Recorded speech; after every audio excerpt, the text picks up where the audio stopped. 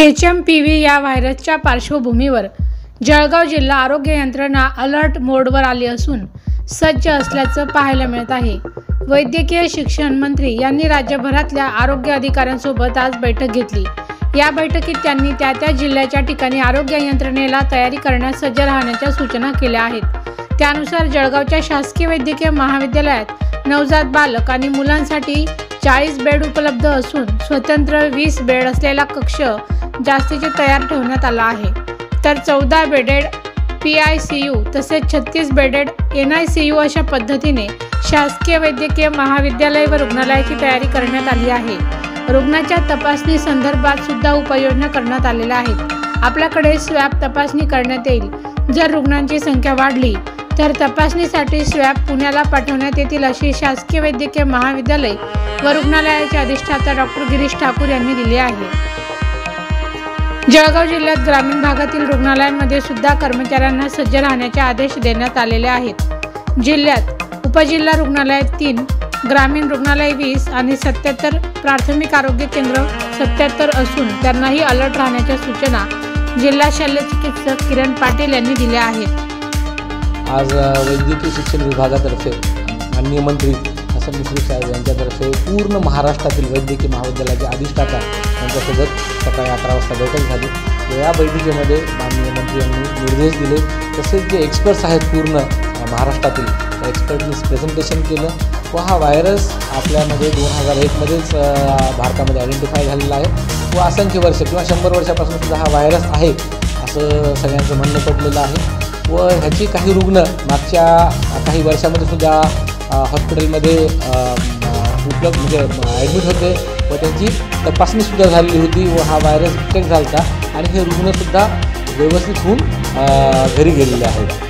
आणि तसेच ह्या पार्श्वभूमीवर आम्हाला अलर्ट व्हायला सांगितले माननीय वैद्यकीय शिक्षण मंत्री यांनी कोणालाही सुट्टी घेऊ नका असं सांगितलेलं आहे व काळजी जरी नसली तरी आपण सतर्क राहावं असं सगळ्यांना निर्देश दिलेला आहे। रुटीन सर्दीसारखे जे सिम्पटम्स असतात, जे अप्पर रेस्पिरेटरी इन्फेक्शन आपण जो म्हणतो, जर नाकाची घशाची सर्दी, ती फक्त हे रुटीन सिम्पटम असतात।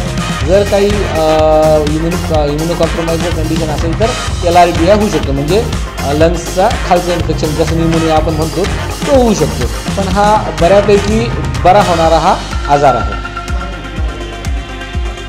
लहान मुलामध्ये 6 महिन्याच्या वरच्या वयोगटामध्ये हा कॉमन आहे, पण ॲडल्टला सुद्धा होऊ शकतो। काळजी म्हणजे सर्दी वगैरे झाली तर जर सिम्पटम्स वाटले तर डॉक्टरांना दाखवावं आणि ज्याला सर्दी वाटते त्यांना थोडंसं आयसोलेशन करावं, एवढीच काळजी जरी घेतली तरी सफिशियंट आहे।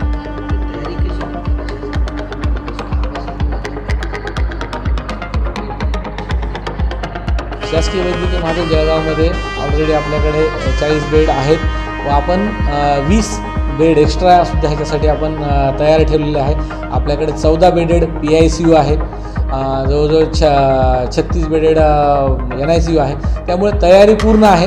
पण माझं सगळं जळगावकरांना किंवा इतर वासियांना म्हणणं असेल की काळजी करण्याचं काम नाही, काही काळजी करण्याचं काम नाही, फक्त आपण सतर्क राहावं। हो, ह्याची जसं आपण तपासणी करायच्या अगोदर स्वॅब घ्यायचो तसा स्वॅब घेऊन हा आपण NIV मार्फत त्याची आपल्याला तपासणी होऊ शकते। नाही, आपण आता सध्या पेशंटची संख्या फार कमी असल्या कारणामुळे, जर पेशंट नसल्या कारणामुळे आपण जर स्वॅब घेतला तर आपण NIV पुण्याला पाठवू। जर कदाचित जर भविष्यामध्ये जर पेशंट वाढणार नाहीत पण जर वाढले तर आपण ती सुविधा इथे सुद्धा उपलब्ध करू। आपल्याकडं PCR ही यंत्रणा आहे, पण संख्या स्वॅबची अजून जर स्वॅब म्हणजे पेशंट आलेला नाही आहे, जर आला तर आपण इथेही सुरू करू शकतो किंवा एखाद दुसरा असलो तर NIVला पाठवू शकतो, इथेही सुरू करू शकतो।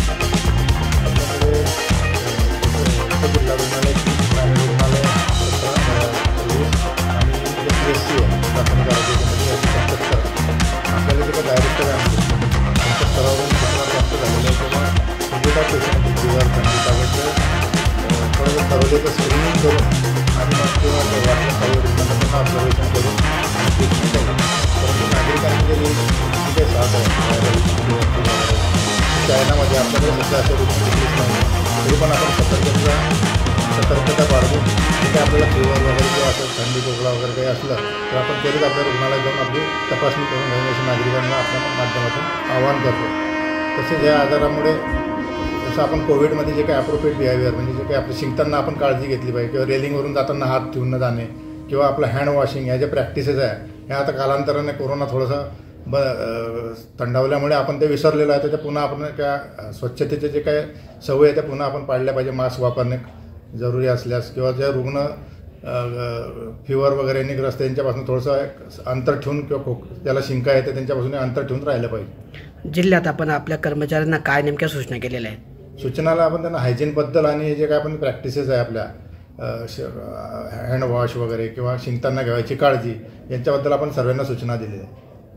तपासणी कशी होणार आहे सर नेमकी? तपासणी याच्यामध्ये आपण आता हा व्हायरल फिवर वगैरे सारखी आपली जी काही असतात तसंच कोरोनात आपण ज्या करतो तसं याच्याही तपासण्या करतो. पण सध्या स्थितीत आपल्याकडे एकही रुग्ण नसल्यामुळे तशी काही स्थिती अजून उद्भवलेली नाही. सर हा व्हायरस घातक आहे का कोरोनासारखाच की काय? हा अजून आपल्याकडे ज्याचं प्रसार याचं प्रेझेंटेशन कसं याच्याबद्दल आपल्याला अजून काही तशी आयडिया नाही आहे. परंतु जर आपण बघितलं चायनामध्ये तर चायनामध्ये जसं कॉमन कोल्ड वगैरे ह्या त्या देशामध्ये या थंडीच्या दिवसात असा आजार नेहमी उद्भवतात आणि त्या प्रकारचा एक आजार आहे. त्याच्यामुळे असं घाबरून जाण्यासारखं काही नाही. आपली यंत्रणा सतर्क आहे. त्या दृष्टीने आपण तयारीला लागलेलो आहोत.